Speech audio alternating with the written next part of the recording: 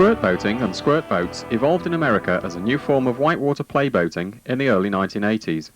Originally inspired by the pivot turns of the slalomists, the sport has since developed a unique style and range of movements all of its own. The essence of squirt boating is three-dimensional freedom. The accomplished squirtist can loop on flat water, cartwheel end for end down rapids, tunnel deep underwater in a mystery move, and rocket into the air when emerging from the depths.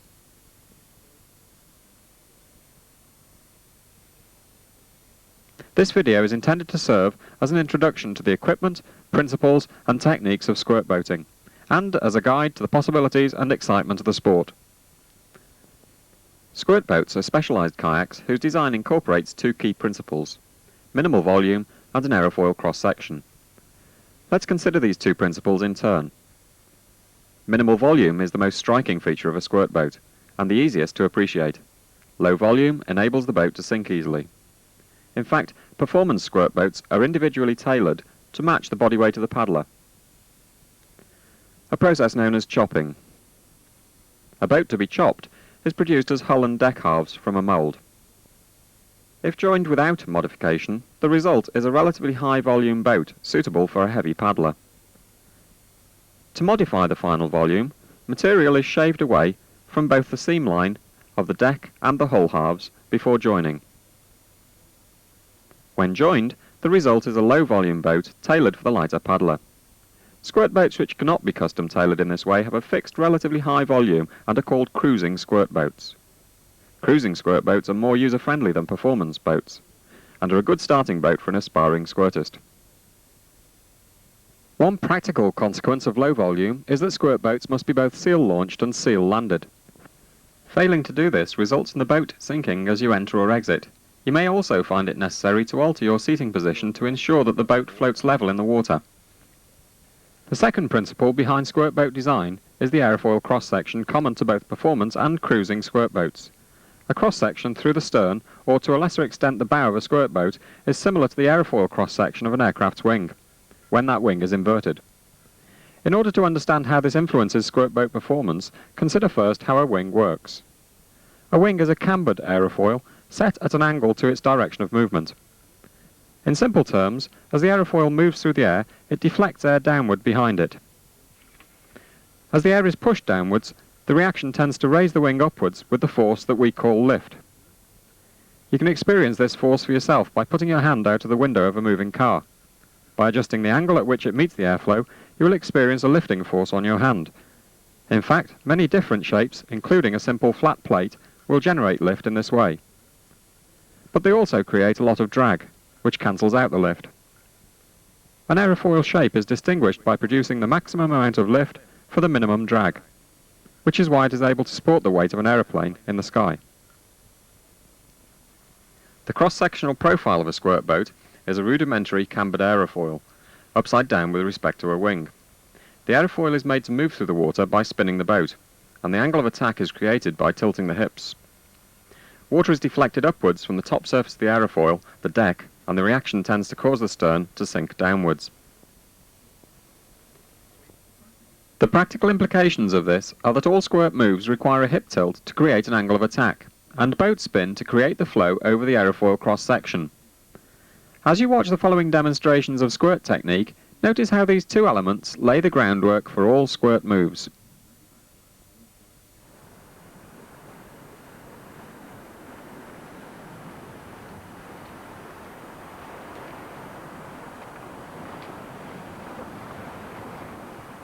A squirt boat needs to be trimmed, or balanced in the water, by putting your body weight in the right position.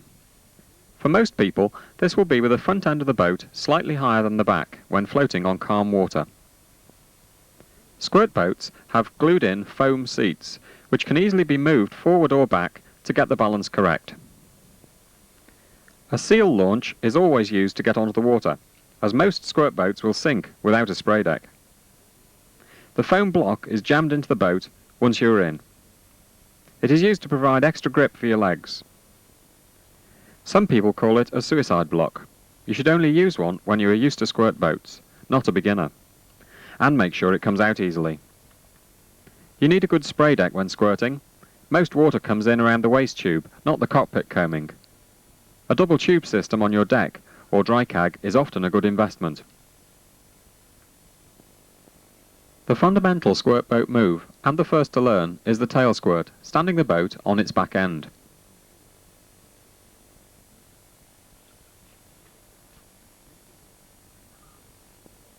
Start by simply getting the feel of the boat with single-stroke manoeuvres.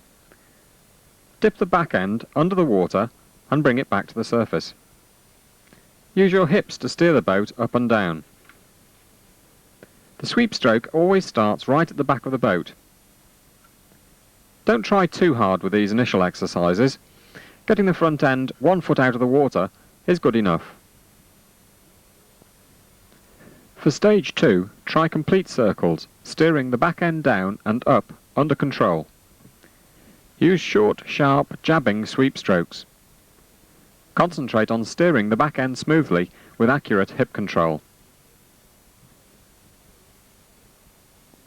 For stage 3, the full tail squirt, start off with some forward speed. The important points are a long, full back sweep and a short front sweep pushing down. Let's look at that again. Forward speed, long back sweep, push down.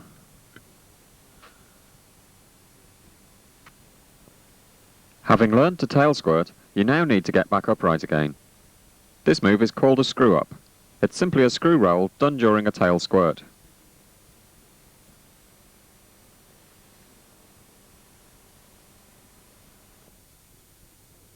The best way to learn is to do it in stages.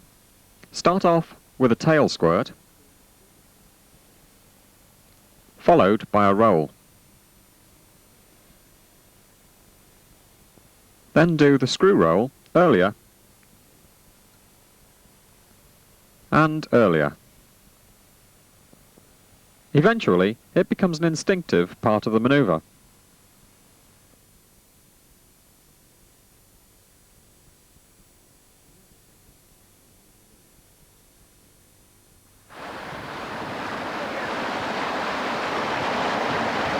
The next step is to find some moving water.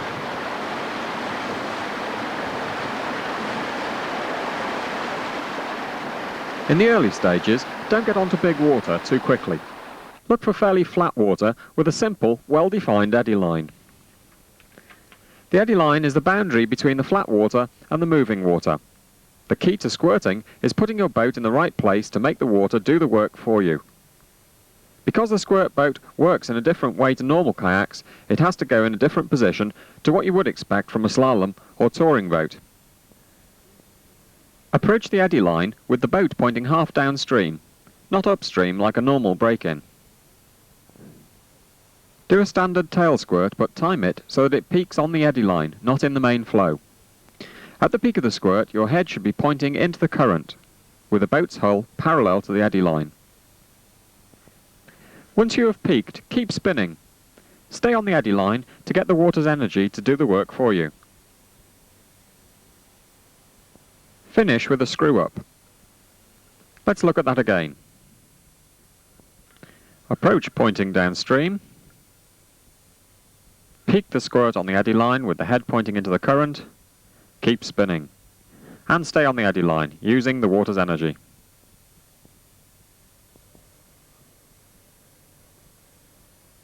Another basic skill is the bow squirt.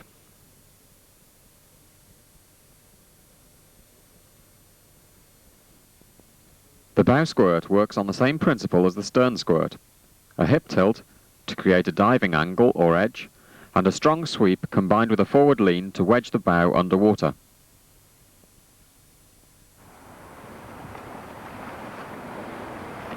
Start the boat spinning with a series of reverse sweeps.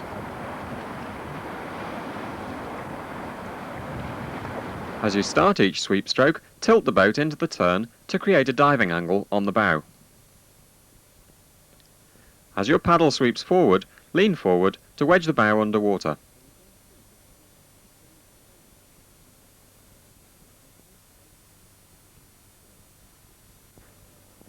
The reverse sweep is followed up by a series of forward sweeps on the opposite side, which maintains the boat spin and peaks the squirt. the stable bow squirt position is about 60 degrees. A fair amount of body movement is usually required to maintain the squirt. Always use forward sweeps to keep the boat spinning. Never be tempted to use reverse sweeps.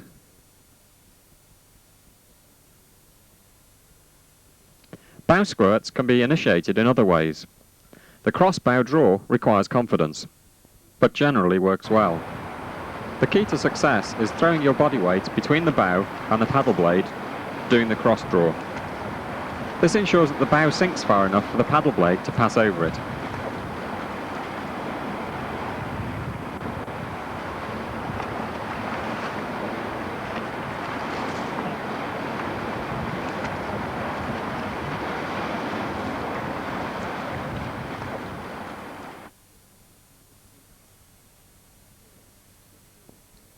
Another method, the plough squirt, requires a series of hip tilts combined with opposite side sweep strokes. Follow up with forward sweeps to establish a spinning bow squirt. The crux of the technique is to match the hip tilt with opposite side sweep strokes, driving the bows underwater.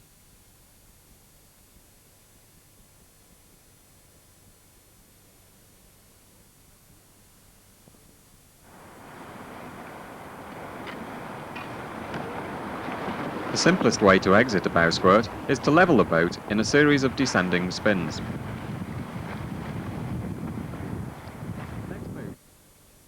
As you gain experience, you will want to try more flashy exits, such as the double ender.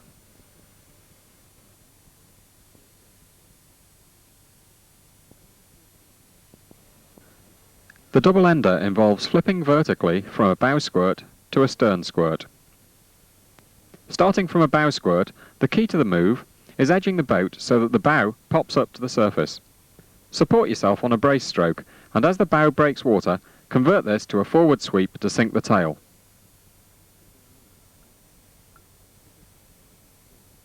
On white water, the double ender serves as a graceful exit from a bow squirt, and can be a lead into more complex moves such as cartwheels and screw-ups.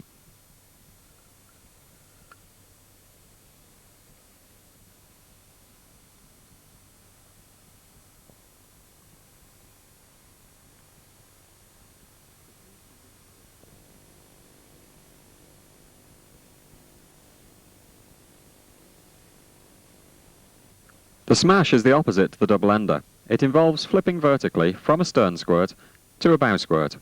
Although harder to perform than a double ender, the principle is the same. From a stern squirt, edge the boat so that the stern pops up to the surface and set up for a reverse sweep.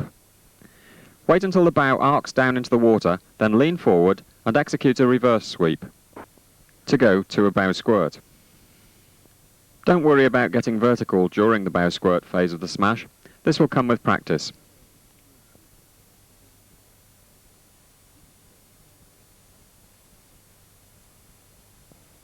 By linking together a continuous sequence of double enders and smashes, you can perform cartwheels.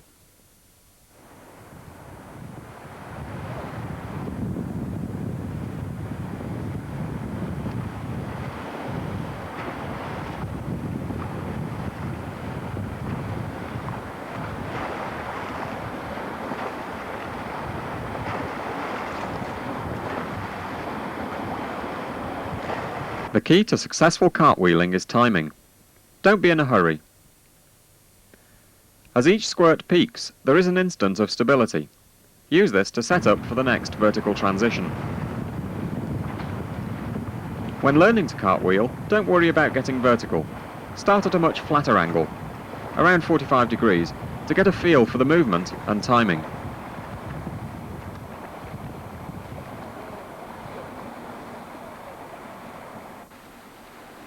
Whitewater cartwheels can be performed just about anywhere. Look for the opportunity and go for it.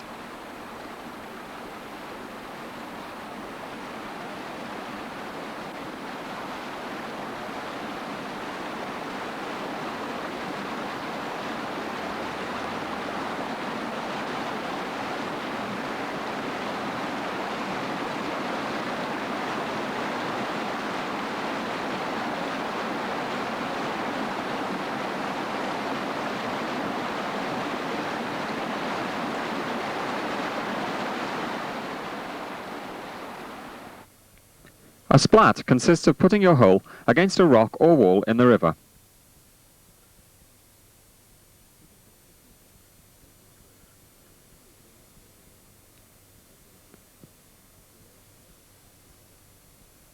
You can practice this best on flat water with any suitable rock or wall.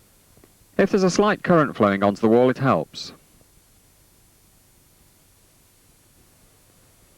Either splat on the tail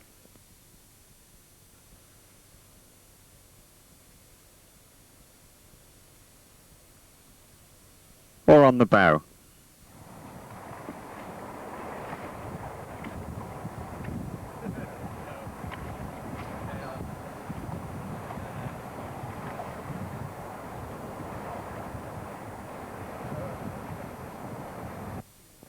Once you are happy on flat water, try it in the current, but make sure that the rock is not undercut. Approach the rock sideways and use a standard bow or stern squirt action.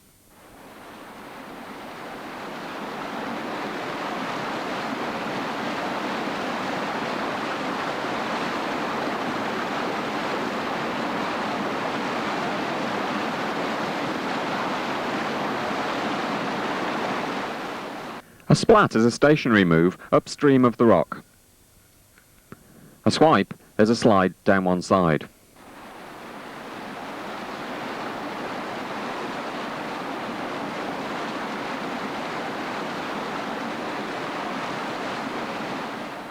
The mystery move is one of the classic squirt boat techniques and one of the most exciting to learn.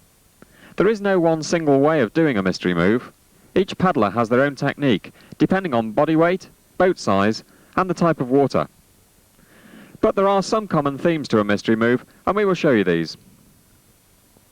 This is the basic move on a simple eddy line. The move works by putting the boat sideways to the flow of water and letting the flow over the boat's wing section drive it down. Paddle up to the eddy line, pointing half upstream. Put the bow under first and follow through with the stern. Edge upstream as you cross the line and the bow will sink. Spin the nose downstream with a sweep or cross bow, and the stern will follow the rest of the boat down. Once underwater, keep the boat spinning. This drives the hull down like an upside-down helicopter.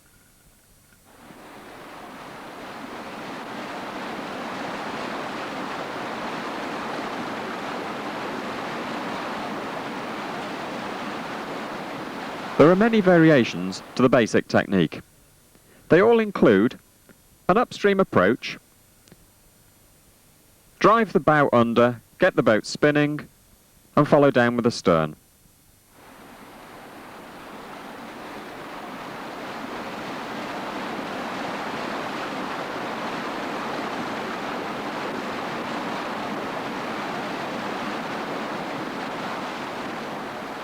On big mystery moves, safety becomes an important factor.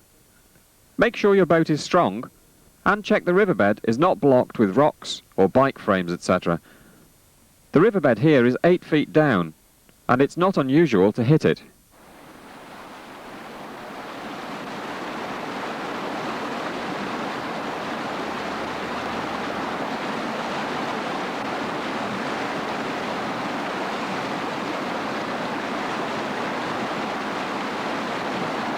Squirt boats make great surf boats, especially in stoppers. The back end is so low that it can sink underneath the stopper wave with the boat pointing directly upstream. This is called blasting.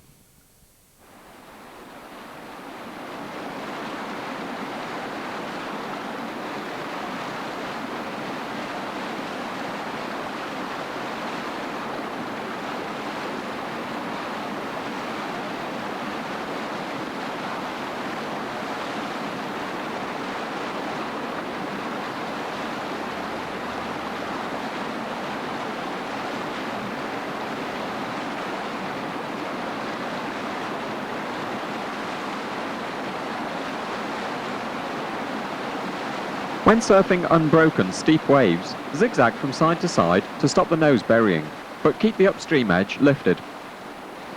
Use your body weight leaning forward and back to move up and down the wave.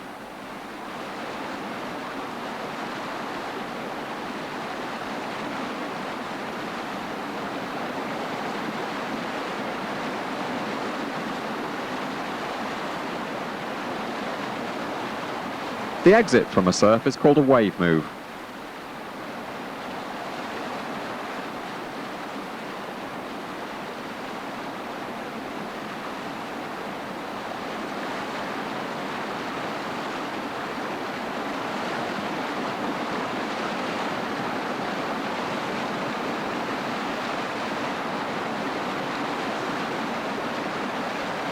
Because a squirt boat is so short, it can turn well in a stopper, but keep the upstream edge lifted.